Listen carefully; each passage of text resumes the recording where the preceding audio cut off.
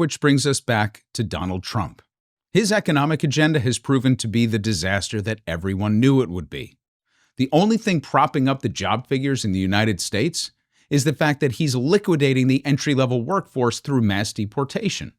This is literally his sole accomplishment, and it comes at a tremendous social and economic cost that won't be easily repaired even if he drops dead tomorrow from a Big Mac-induced coronary. And because he's filled his cabinet with sycophants and hacks, there's no one to guide the ship while he's there, and certainly no one to step in should he actually drop. Actually, there is one, but he's not interested in the top job. The single most capable person in his administration is the one who's responsible for this entire agenda, and that's Russell Vought. And that's the thing that eats at me, because this is all what they want. At least it's what he wants. The rest of them are just too stupid to know what's happening all around them.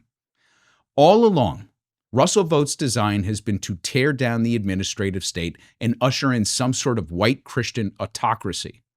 There's no better way to do that than to decimate the economy and deploy troops domestically.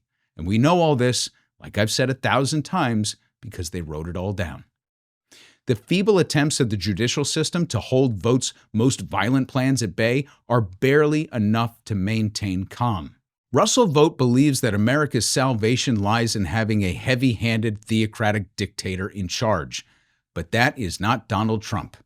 Donald Trump is the bridge, not the endgame. In fact, Vought is on record, even though it was secretly taped, lauding the selection of JD Vance because he and people like Peter Thiel and Steve Bannon believe him to be their man on the inside, just waiting and biding his time.